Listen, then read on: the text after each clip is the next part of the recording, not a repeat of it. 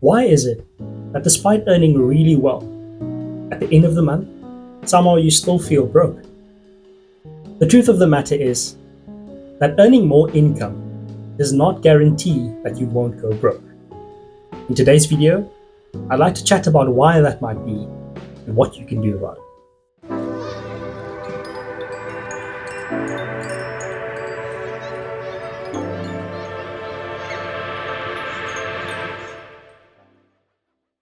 Most people are fiscally irresponsible, and it usually starts the moment that your salary hits your bank account.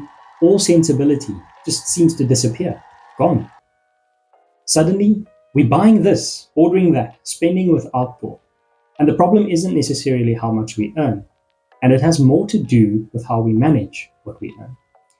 That's the root cause of the cycle that keeps so many people living paycheck to paycheck. Some of you might be wondering, when did this guy get glasses? And the truth is, I never did. I don't wear glasses, I don't need them. My eyes have always been quite healthy, and really, there's never been a need for glasses.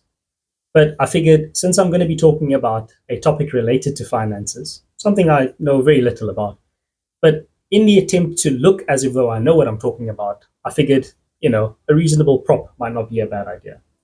These here don't even have lenses in them, but hopefully it achieves me looking like someone who knows what they're talking about. Let's get into today's video.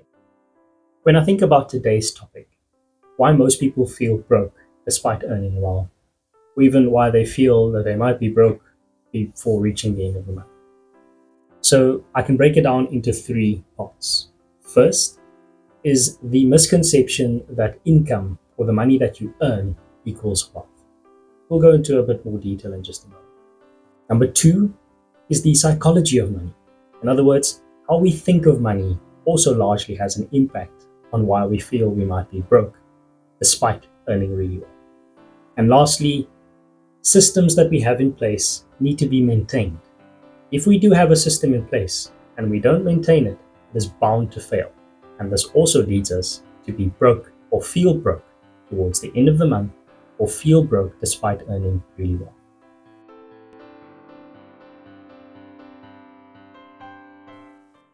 The first point is that money earned does not equate to wealth.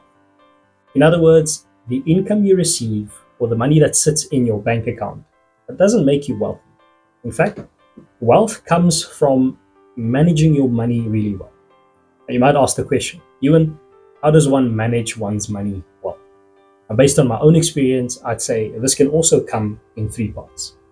First is that you need to build a very foundational knowledge base. In other words, you need to learn the fundamentals of financial well-being. You need to learn how to budget. In other words, how to set up a budget, how to track your expenses, and how to make sure that you remain within your budget. You need to learn how to save, when to save, and where to put your money in order to save. Then I'd say a step further is that you also need to adjust your behaviors. Now, based on the information you've received from your research as you build in your knowledge base, you also need to adjust your behaviors. Now, there is a saying that goes, knowledge is power, which I agree with in part, but it's not the entire truth. The application of knowledge, that's true power. So we need to adjust our behaviors in accordance to the information that we've learned, so that we make sure we achieve our financial goals. And lastly, I'd say it's through creating systems. We need to be able to track our expenditure. We need to know where our money is going, and we need to know what we're doing with our money. And that's how we manage it well enough. So we need a system in place in order to keep us accountable and to allow us to make sure that we are on track. So I'd say in a nutshell, know your cash flow, categorize your expenditure. You can use a 3-month bank statement to make sure that you categorize all your expenditure to set up your budget in the first place. Make sure that you've got a proper budgeting tool you can revisit monthly, weekly, however frequently you need to do that. And then lastly, make sure that the system you create is one that works for you and one that you can actually apply to your own financial situation.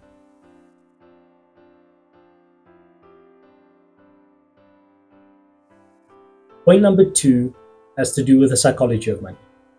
In other words, how we think about money.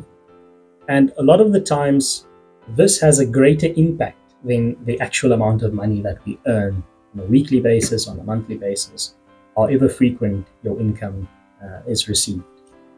I've recently started reading a book, also by the same title, Psychology of Money, by Morgan Housel. And one of the fundamental truths that I've learned from the book so far is that honestly, your mental game needs to be really strong when it comes to finances.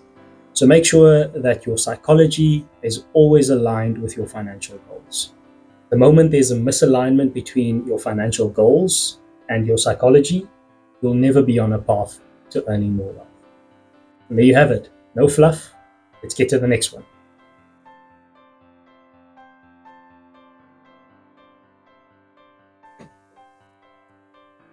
The third point I'd like to speak about as to why we might feel that we are broke despite earning really well is that we don't actually know where our money goes. We receive an income, goes into the bank account, and it's just spending galore. We have no system.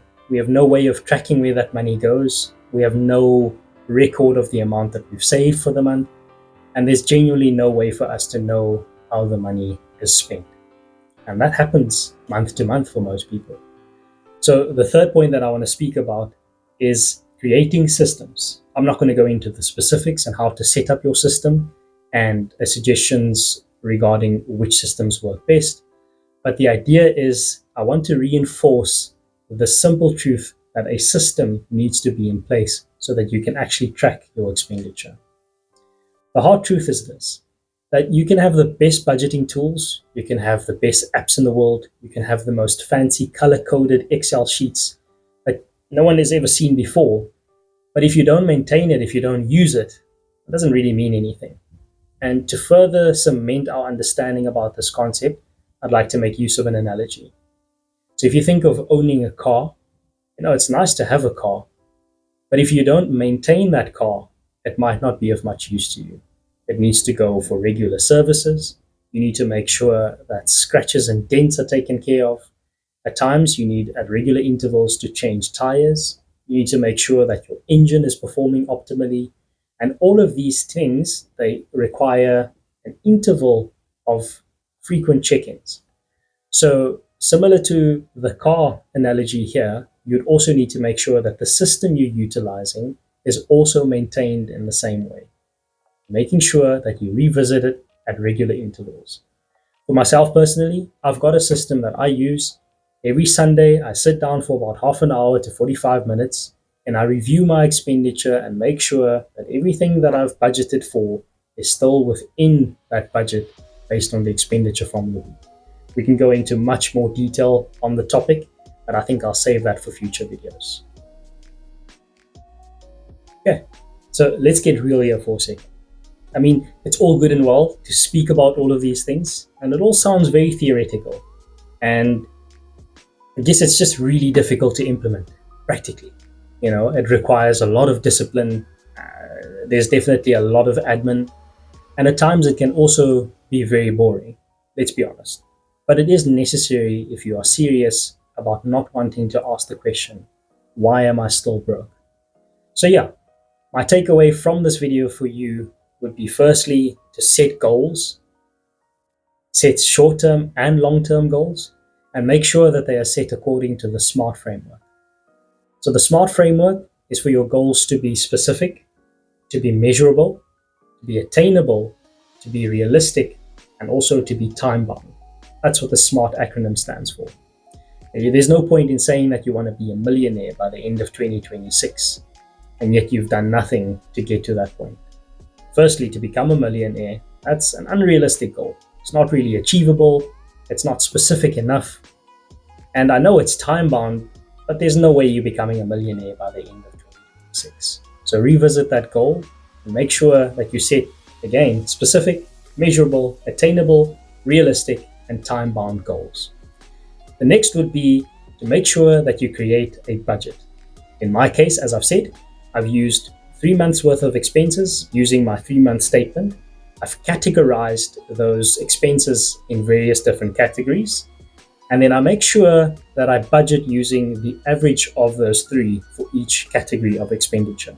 And that will allow me to make sure that I cover all of my expenses for the next month.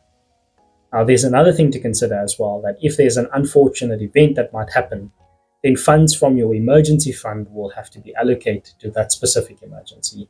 But that's another topic for another day, and we'll go into more detail in future videos, I promise.